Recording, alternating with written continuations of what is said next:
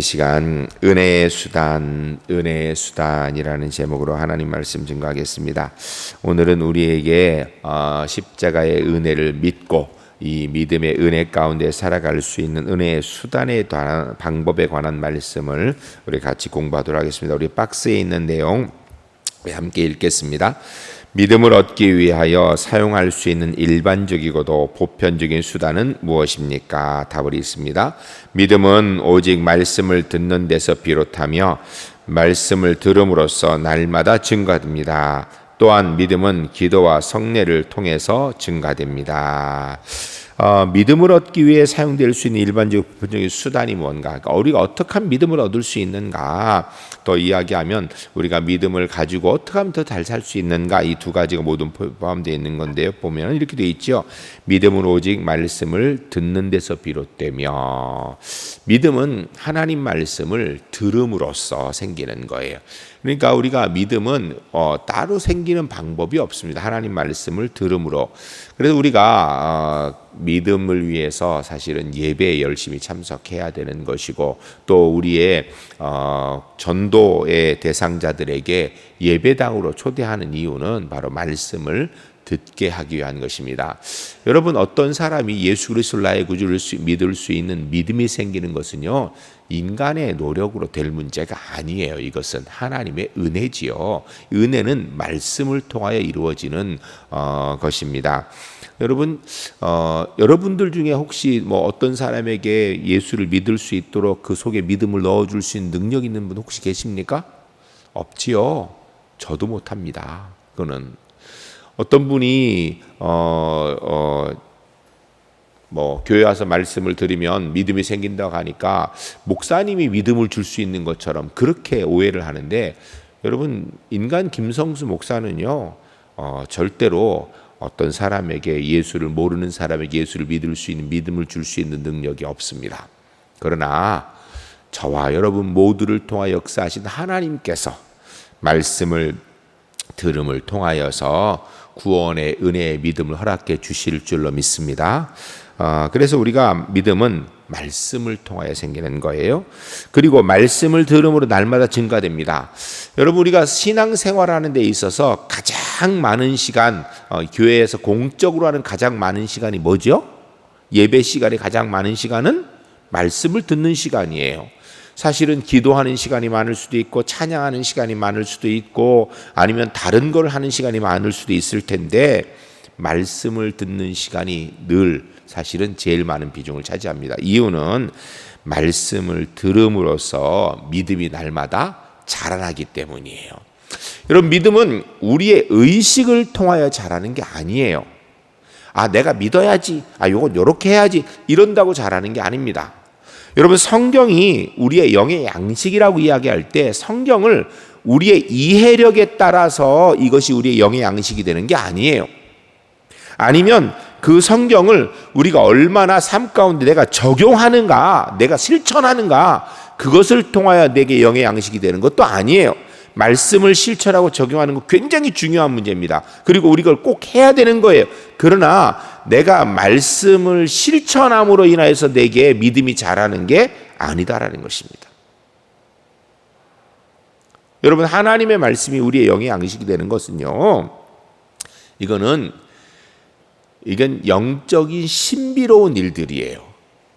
우리가 말씀을 듣다 보면 늘 듣는데 별 차이가 없을 거예요. 그러나 시간이 지나면서 나도 모르는 사이에 점점 믿음이 자라납니다. 그래서 보통 일반적으로 믿음 자라는 모습을 꼭 콩나물 자라는 거랑 비슷하게 이야기를 해도 맞을 거예요. 여러분, 콩나물 키워보셨습니까?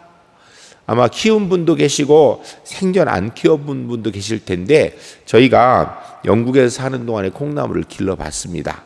그냥 콩을 놓고요, 이렇게 물을 뿌리잖아요. 그런데 이 물을 뿌리는데 물을 이렇게 위에 줄 때 물이 밑으로 다 빠지지 않고 남아있어야 콩이 자랄 것 같은데요, 남아있으면 어떻게 되는 줄 아십니까? 콩이 썩습니다. 희한해요. 썩습니다. 물이 다 밑으로 줄줄줄줄 빠져나가야 돼요. 전부 다 줄줄줄 빠져나가고 아무것도 없으면 이거 이래서 콩나물이 자라겠나, 이런 생각이 드는데요, 그렇게 하루 지나고 이틀 지나고 며칠 지나다 보면요, 콩에서 싹이 나옵니다. 이게 점점 자라 콩나물이 자라요. 희한합니다. 하나님 말씀은요, 우리가 그냥 아멘으로 계속 듣다 보면 우리 속에 믿음이 자리 잡는 거예요. 그러니까 이것은 인간의 노력이 아니에요. 앞에 있는 목사의 능력도 아니고 우리가 개인적으로 내가 믿음을 잘해야지 이런 내 노력에 의한 것도 아니고요. 성령께서 우리 속에 믿음을 자꾸 자라나도록 만드는, 어떻게? 말씀을 들음으로. 콩나물에 물을 주면 줄줄줄 빠져나가는 것 같은데 거기에서 콩나물이 자라는 것처럼 말씀을 들으면 이쪽 귀로 들으면 이쪽 귀로 나가고요. 어떨 때는 졸려서 막 눈 비벼가면서 듣기도 하고, 그렇죠? 성경 또 읽으면은 윗줄 읽으면 아랫줄 잊어먹고, 아랫줄 읽으면 윗줄 잊어먹고, 그래서 읽고 났는데 무슨 소리인지도 모르겠고, 성경 읽고 나서 이게 무슨 소리인지 모르겠다라고 묻는 사람 대단한 분이에요. 왜냐하면 읽고 나서도 무슨 소리인지도 모르는 경우도 많아요. 그리고 어떤 분이 실제로 이렇게 묻더라고요. 목사님, 이렇게 성경 읽어도 됩니까? 이거 한 장 읽고 그 다음 장 읽으면 앞에 장 뭐 읽었는지 기억도 안 난다라는 거예요. 그래도 됩니다. 왜요? 내 기억력에 의해서 믿음이 자라는 거, 내 기억력에 의하여서, 이해력에 의하여서 말씀이 내 영의 양식이 되는 게 아니고요. 성령 하나님의 은혜로. 내 안에 성령 하나님이 안 계시면 성경을 아무리 읽어도 여러분 성경은 그냥 책일 뿐이에요. 그러나 성령께서 내 안에 계시고 성령의 역사가 있으면 분명히 믿음이 자라나고 우리의 영의 양식이 되는 줄로 믿습니다. 이게 바로요, 이 영의 신비로운 일들이에요. 그리고 그 다음 보면 또 믿음은 기도와 성례를 통하여 증가됩니다 그랬는데, 기도는요 하나님과의 대화지요. 여러분, 하나님과 얼마나 자주 만나서 이야기하는가, 이게 그 사람이요 얼마나 하나님을 많이 알 수 있는가하고 관계가 있어요. 물론 제대로 똑바로 기도하면 더 좋겠지만 제대로 똑바로 못 기도해도 하나님과 자주 만나는 사람이 하나님을 많이 아는 사람이에요.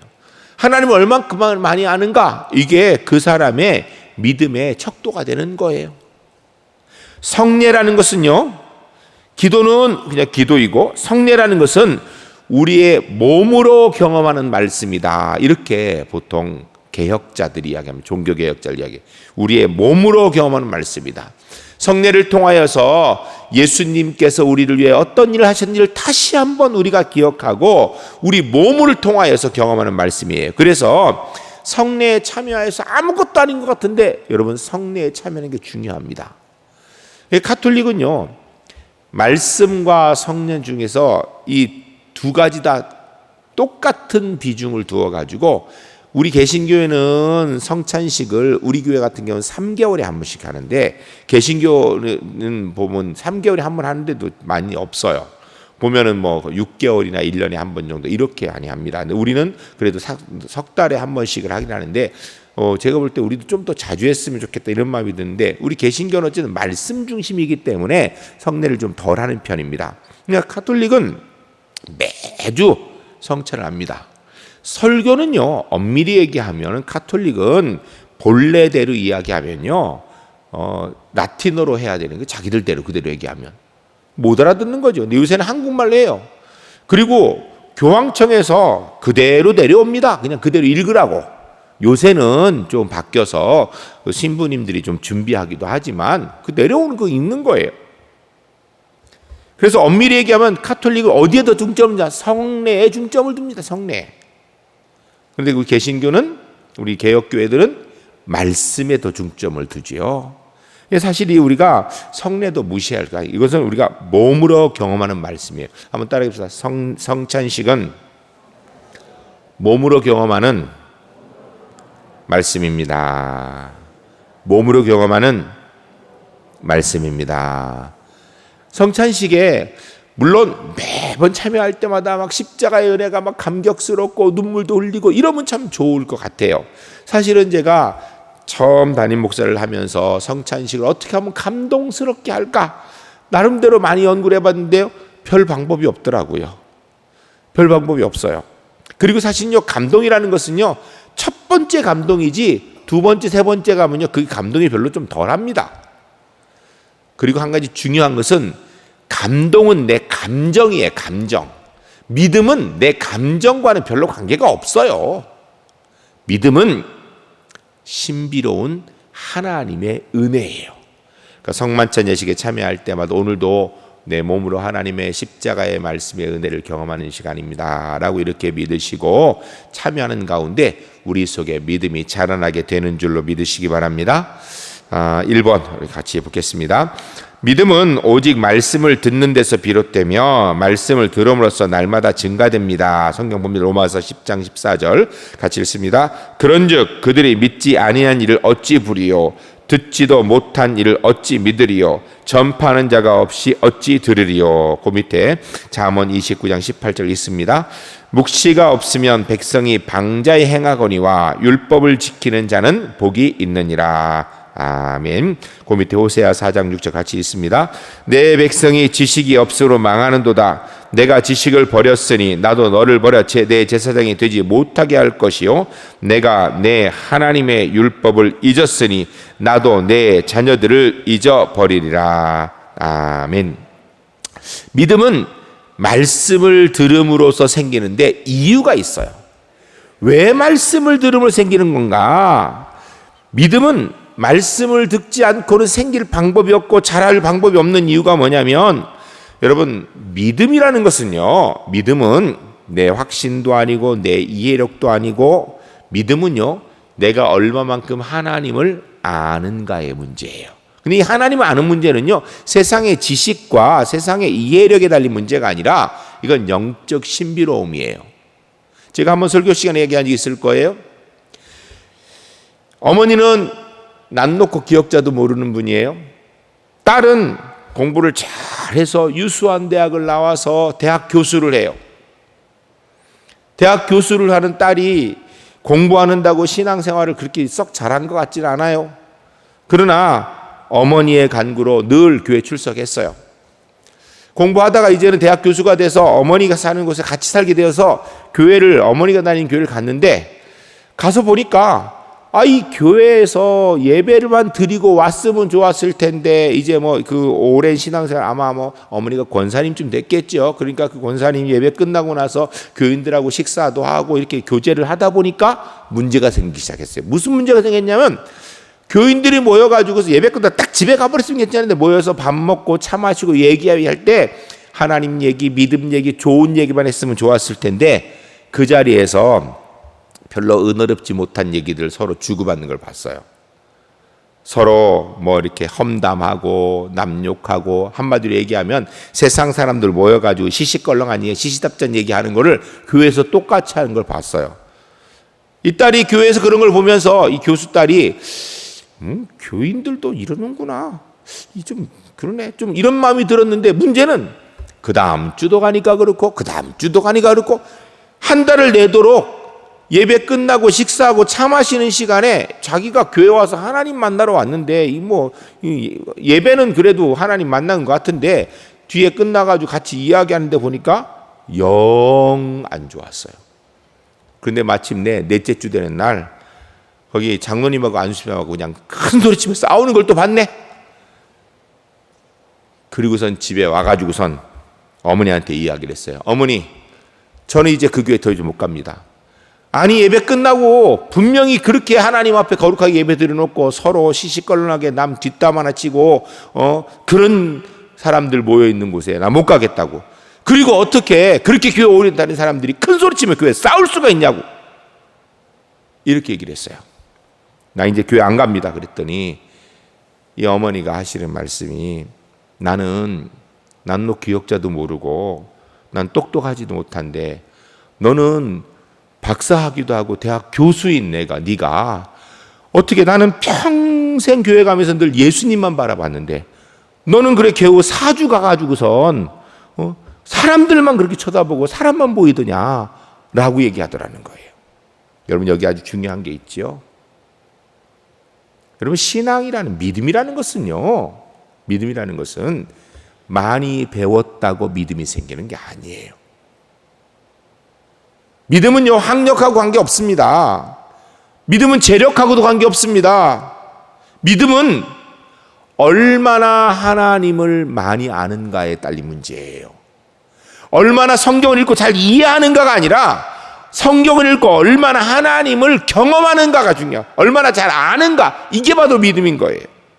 그런데 문제는 성경을 읽고 말씀을 듣지 않고는 죄인이 하나님을 알 수 있는 방법이 없다라는 것이에요. 그래서 믿음은 들음에서 나는 거예요. 믿지 아니하는 자는 듣지 못하면 믿을 수가 없는 거예요. 전파하는 자가 없으면 들을 수가 없다라는 것입니다. 더 정확하게 얘기하면요, 하나님께서 죄인된 인간이 하나님을 알 수 있는 길이 하나도 없으니까 하나님에 대해서 알라라고 가르쳐 주신 것이 성경이에요. 그런데 성경을 통하여서 우리가 읽으면서도 하나님 말씀을 들으면서도 하나님께서 우리에게 알게 주신 부분만 하나님을 알게 되는 거예요.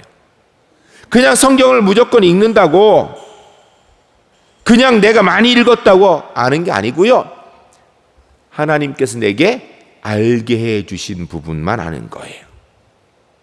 노력해서 하나님을 알 수 없습니다. 노력해서. 여러분, 노력해서 하나님을 알 만큼 우리 하나님이 그렇게 작은 분이 아니에요. 우리가 일생도록 천재들만 모여서 노력을 해도요, 하나님의 일부분도 모릅니다. 하나님은 광대하신 분이거든요. 우주로도 하나님을 담기가 부족한, 아니 너무나도 부족한, 너무나도 초라한 그런 분이시거든요. 그 하나님께서 본인에 대해서 우리에게 알도록 가르쳐 주신 게 성경이고요, 그 성경을 통하여서 성령의 은혜로 우리가 알게 하시는 은혜를 베풀어 주신 부분만 그 아는 거예요. 선무당이 사람 잡는다는 얘기 있죠. 아시죠? 선무당이 사람 잡는다. 여러분 보면 제일 이렇게 신앙적으로 이야기할 때 어려운 사람이 누구냐면, 성경을 알긴 아는데 진짜 깊이 제대로 모르는 사람이랑 이야기하면요, 이게 어렵습니다.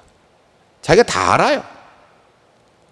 그런데요, 제가 성경을 계속 보다 보니까요, 제가 20년 전에 성경을 통하여서 안 하나님과 10년 전에 성경을 통하여서 안 하나님과 똑같은 성경인데, 지금 제가 성경을 통하여서 만난 하나님, 성경을 통하여 알게 된 하나님의 모습이 달라요.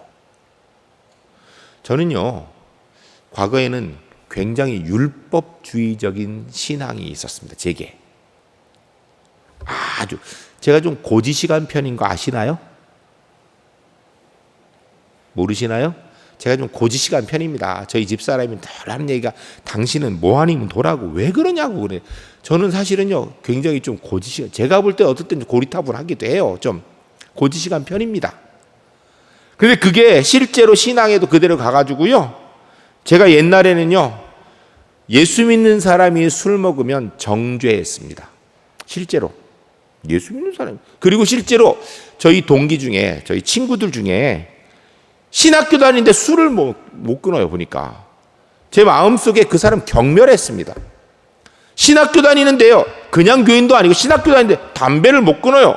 제가 경멸했습니다. 경멸. 왜? 어떻게 술을 먹어? 그것도 신학생이. 사실 그러면서 그 사람 제가 무시했어요. 왜냐하면 그때는 제가 성경을 통하여 알고 있는 하나님은 그런 분이라고 생각했던 거예요. 하나님도 경멸한다고 생각했어요. 그 사람을. 하나님도 담배 피는 그 신학생 경멸하신다고 전 그렇게 믿었어요. 근데 시간이 지나서 지금은 제가 어떨 것 같아요? 네? 술 먹는 신학생, 담배 피는 신학생 잘한다는 얘기 하는 거 아니에요. 네? 오해하지 마세요. 그러나 제가 그들을 경멸하지 않습니다. 오히려 제 마음이 측은합니다. 아유, 오죽하면 그걸 못 끊겠어, 이 생각이 들어요. 아휴, 오죽하면 그거, 자기도 보면 술 먹는 신학생이요. 술 먹으면서 자기도 걸리니까 자기 변론을 막 많이 해요. 그거 안 해도 되는데 사실은. 오죽하면. 그리고 제가 또 한 가지 확실히 믿는 게 있어요. 때가 되면 끊겠지.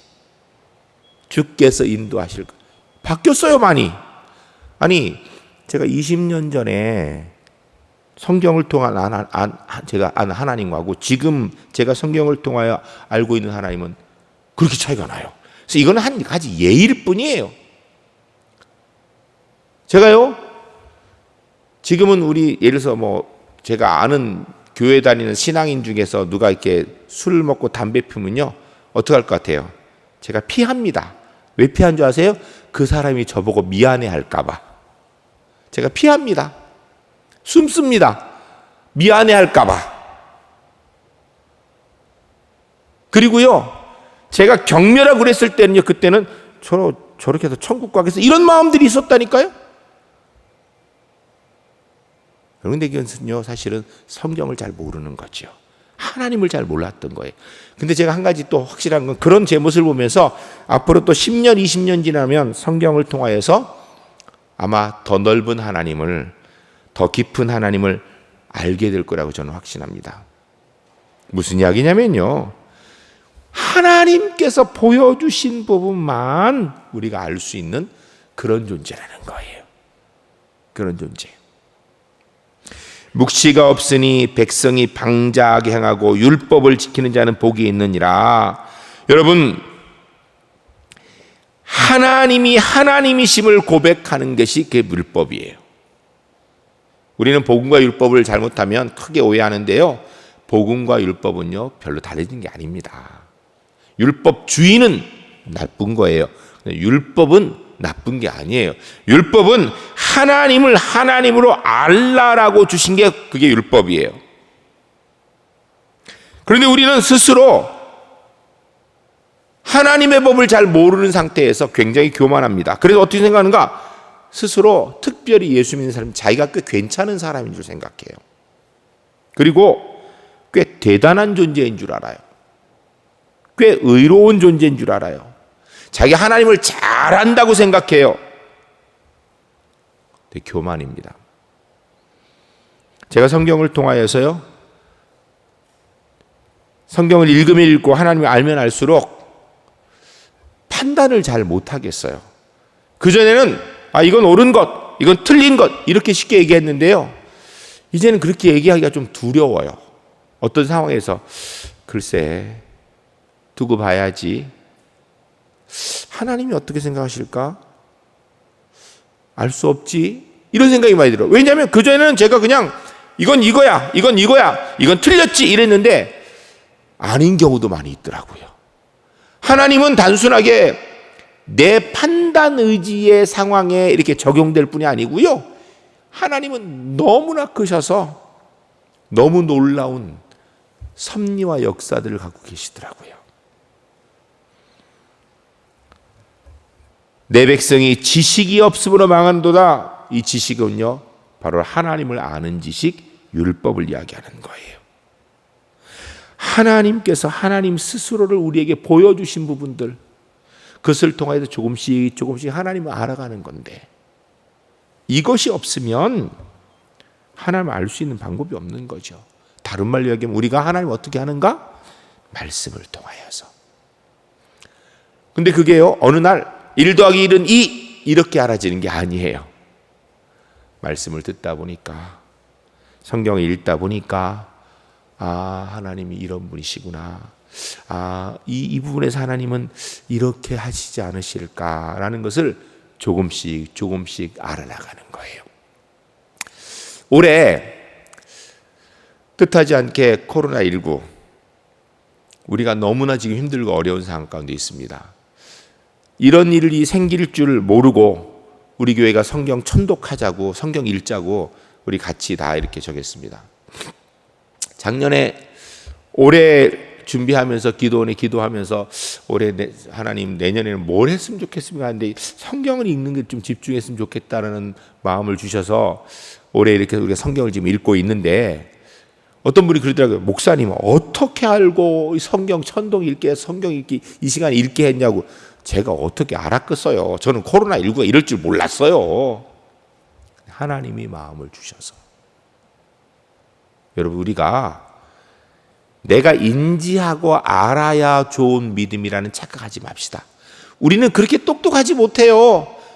어쩌면 우리끼리는 꽤 괜찮을지 몰라도요, 위대하고 놀랍고 광대하신 하나님 앞에는요, 우리는 참 무식한 존재입니다. 아니, 바보 같은 존재입니다. 더 정확하게 우리는 한 치 앞도 모르는 존재입니다. 영원부터 영원까지 주관하신 하나님 앞에 우리는 내일 일도 난 모르잖아요. 장래일, 내일 일도 모르는데요. 하루하루 그냥 앞서서 살아가는 거예요.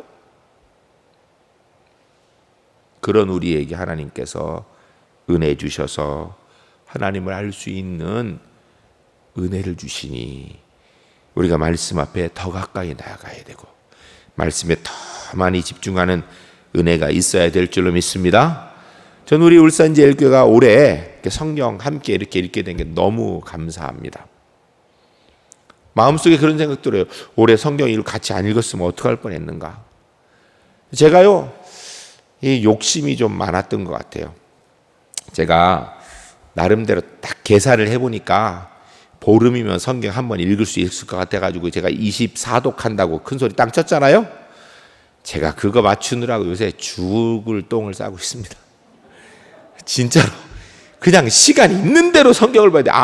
그리고 제가 하루 이틀만 어떻게 하면 확 밀려가지고 안 돼요. 제가 이 계산을 좀 했어야 되는데 성경 이렇게 읽다가 가끔 일이 생기면 좀 그때는 좀 이렇게 좀 여유롭게 이렇게 계산했어야 되는데 그냥 열심히 읽을 것만 계산해가지고 딱 하니까 24독 한다 그래가지고 제가 그런 생각이 들어요. 아유, 한 12독만 한다 그럴걸, 10독만 한다 그럴걸, 이런 마음이 들더라고요. 이렇게 한 치 앞도 모르는 게 사람이에요. 그것도 하나님 앞에서 성경 읽는 문제를 가지고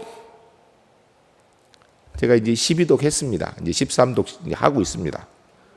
네. 제가 아주 올해는 제가 평상시에 사실은 성경을 적게 읽을 때는 한 6, 7독, 많이 읽으면 한 10독, 12독은 보통 해요. 그런데 올해처럼 이렇게 24독 한 건 제가 신대원 들어가려고 성경 읽을 때 빼놓고서는 최고만 읽는 것 같아요.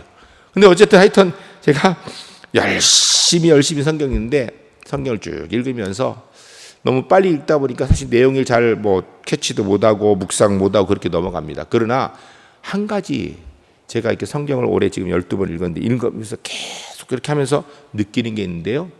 굉장히 마음이 편안하고 좋습니다. 뭐라고 이야기를 설명을 잘 못하겠는데요. 성경을 그렇게 쭉 많이 보다 보니까 은혜가 있습니다. 그냥 무슨 은혜가 얘기하라면 잘 못하겠어요. 그런데 참 여러 가지 제 마음에 사실 불편할 일들이 많이 있었는데 참 평안합니다. 제가 한 가지 확실하게 말씀드릴 수 있습니다. 여러분 성경 많이 읽으세요. 하나님이 주신 은혜가 있습니다. 우리가 정확하게 1 더하기 1은 2 이렇게는 안 돼요. 그런데요, 그게 달라요.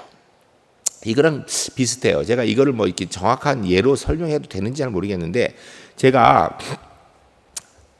영어영문학과 출신이거든요. 대학 학부에서 영어영문학을 했습니다. 그리고서 이제 신대원을 갔는데 제가 영어영문학과니까 영어 시험도 보고 점수도 제대로 받아야 될 거 아니에요. 제가 다닐 때는요 토플을 그때 많이 봤습니다.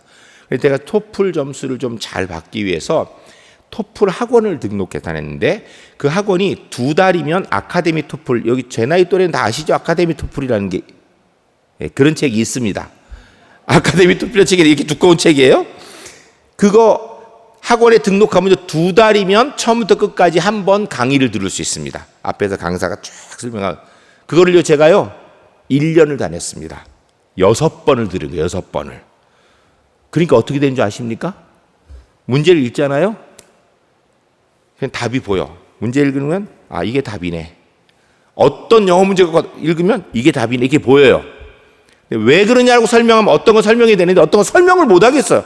그런데 이게 답이래 하면요 거의 다 맞아요. 계속 반복해 하다 보니까 여러분 영어 공부도 그래요. 하다 못해. 성령께서 역사하신 하나님의 말씀에 우리가 집중하면요 이것이다 저것이다 얘기를 못해도 주님이 주시는 은혜가 있습니다. 평안이 있습니다. 올해 하나님 말씀 열심히 읽읍시다. 그래서 안 읽은 사람은 이해하지 못하는, 하나님 말씀에 집중을 안 해본 사람은 알지 못하는 그런 놀라운 하나님의 은혜, 하나님을 더 깊이 아는 은총 분명히 누리시는 우리 울산지엘교 하나님의 사람들이 주 안에서 꼭 되시기를 주의 이름으로 간절히 축복합니다. 그 다음에 2번, 믿음은 기도를 통하여 증가됩니다. 로마서 10장 13절 같이 읽습니다. 누구든지 주의 이름을 부르는 자는 구원을 받으리라. 아멘. 믿음이라는 건 뭔가? 아까도 말씀드렸습니다. 믿음은 자기 확신이 아닙니다. 내가 이거 맞는 것 같아, 내 마음에 아무리 결단하고 그래도요, 그건 믿음 아니에요. 이거 맞아, 이거 맞아, 이건 믿음 아니에요. 긍정적 사고방식이라는 책이 있었죠. 조엘 오스틴 목사님의 책인데 그게 아주 선풍적인 인기를 읽었어요. 근데요, 죄송합니다, 그건 비성경적인 책입니다. 긍정적인 생각을 하면 그대로 된다라는 거예요. 여러분, 죄인인 인간이 아무리 긍정적인 생각해도요 안 됩니다. 물론 긍정적 사고방식을 갖는 건 중요한 일이라고 저도 믿어요. 저도 생각합니다. 그러나 믿음의 문제에 있어서 우리가 긍정적으로 생각한다고 될 문제가 아니에요. 이거는. 왜냐하면 믿음은 자기 확신이 아니기 때문이에요. 생각하고 각오하고 결단한다고 믿음이 생길 문제가 아닙니다. 믿음은요, 하나님을 아는 것이에요. 따라하겠습니다. 믿음은 하나님을 아는 것입니다. 믿음은 하나님을 아는 것입니다. 하나님을 아는 만큼 믿음이 깊어집니다. 하나님을 아는 만큼 믿음이 커집니다. 하나님을 아는 만큼 믿음이 넓어집니다. 할렐루야. 기억하시기 바랍니다. 믿음은요, 하나님을 아는 거예요. 근데 하나님 아는 방법은 딱 두 가지밖에 없어요. 그 하나님과 이야기를 하든지 아니면 하나님께서 우리에게 알려주시는 말씀을 보든지, 하나님 말씀을 듣든지 기도하든지, 말씀과 기도 외에는 하나님을 알 수 있는 길이 없습니다.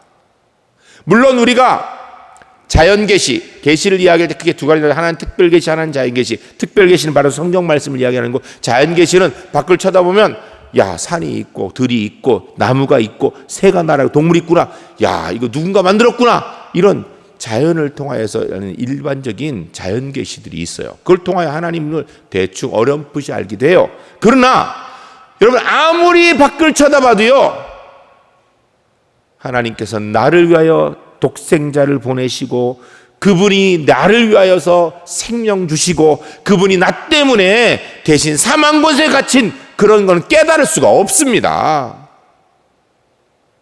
그거는 오직 말씀을 통하여서. 그래서 하나님을 명확하게 알 수 있는, 그래도 그나마 명확하게 알 수 있는 것은요, 말씀과 기도밖에 없습니다. 다른 방법은 없어요. 다른 방법은.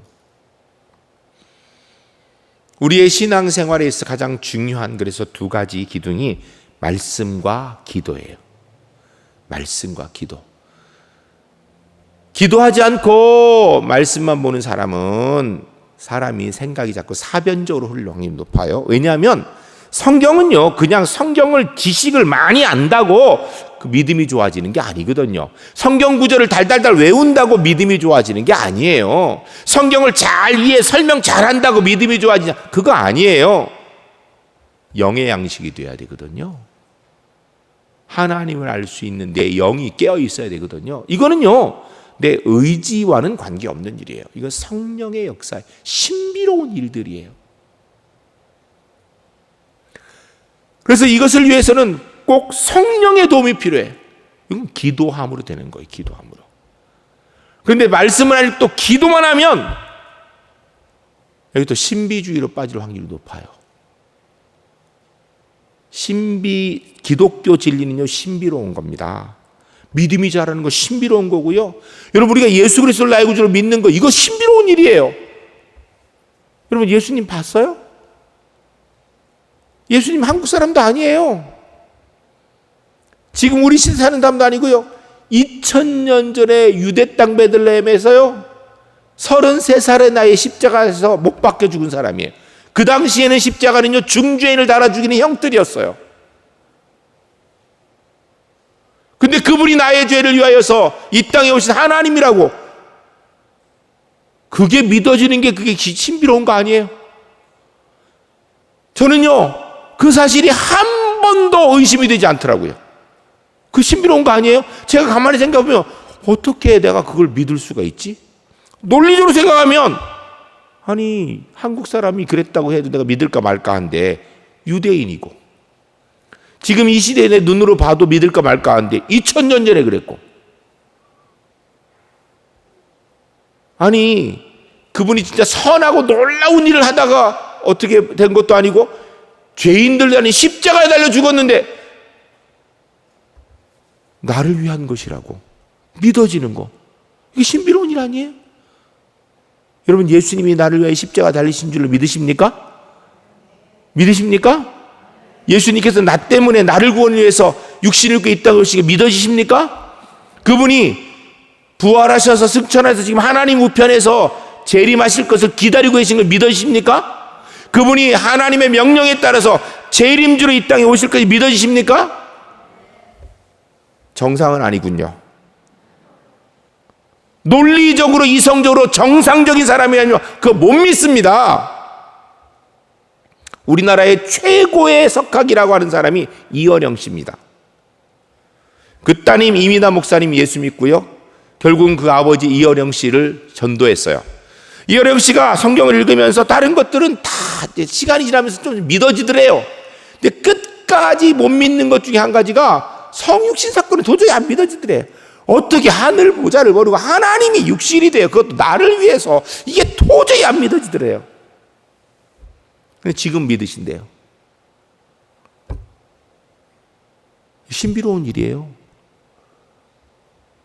여러분, 예수님께서 하늘 보좌를 버리시고 하나님이 육신을 입고 오셨고, 그분이 내 죄 때문에 십자가에서 죄 없는데 모욕당하고 소욕당하고 죽으시고, 그분이 나 대신에 사망권에서 갇히시고, 그분이 나를 위해서 부활하셨고, 그분이 하늘의 보좌에 지금 계셔서 다시 이 땅에 오셔서 나와 함께 천국에 영생할 것을 준비하고 계신다는 게 믿어지는 건요, 이성 논리적으로 정상 아닙니다.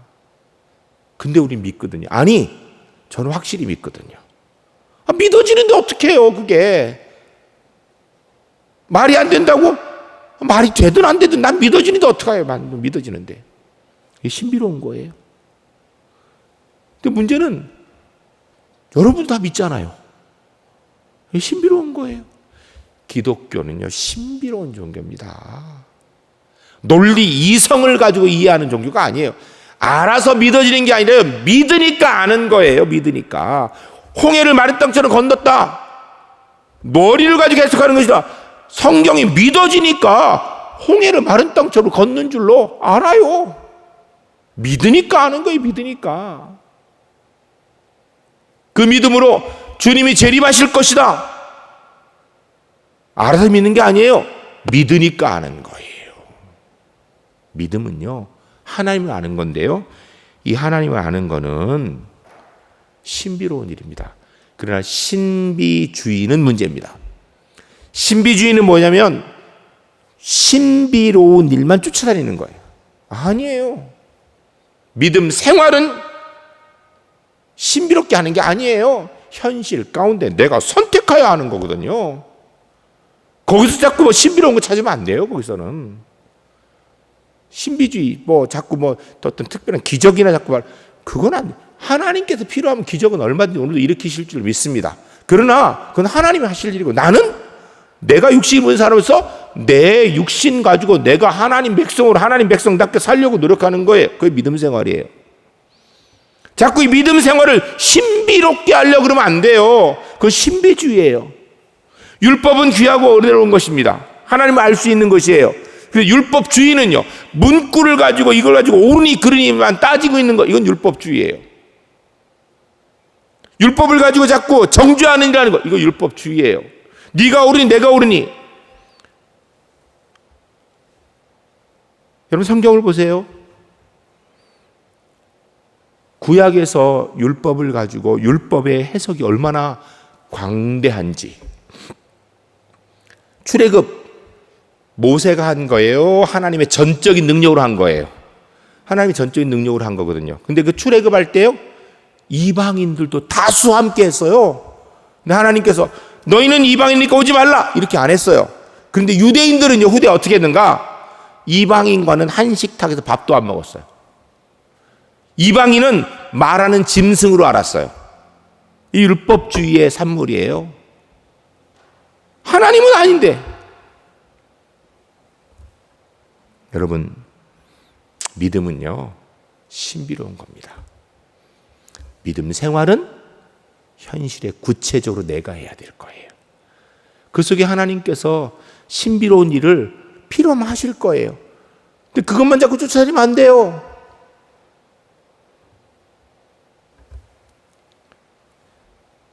(3번) 우리 한번 같이 봅니다.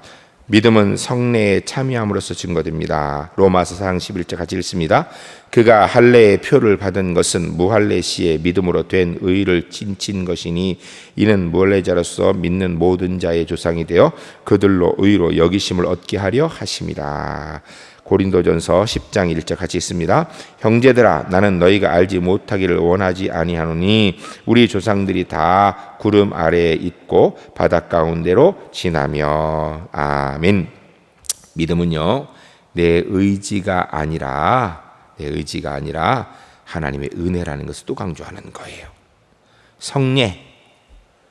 성례는요, 바로 주님의 십자가의 은혜를 기념하라고 예수님이 제정해 주신 것입니다.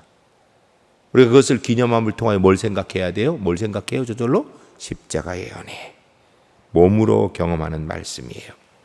부름 기둥, 굶기둥, 홍해를 건넘, 이런 모든 것들, 여러분 우리 조상들이 다 구름 아래에 있고, 이게 물론 크게 성례의 어떤 상징적인 의미라고 하지만 제가 볼 때는 그것보다 더 중요한 것이 있습니다. 바로 구름 기둥, 불 기둥, 홍해 건넌, 이런 것들은요, 이스라엘 백성들이 특별히 안식일이 되면 자녀들 데리고 계속해서 하는 이야기예요. 하나님께서 우리를 이렇게 인도하셨다, 하나님께서 우리에게 이렇게 은혜를 주셨다, 이렇게. 그렇게 해서 아이들이요, 하나님에 대해서 잊지 않도록, 그 속에 성령께서 계셔서 하나님을 점점 알아가도록 만드는 일이었거든요. 성례는 바로 그런 겁니다. 성례를 통하여서 주님의 십자가가 어떤 것인지를 또 생각하고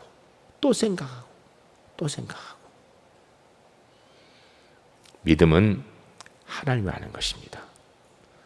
이것은요, 말씀과 기도를 통하여 되어지는 것이고,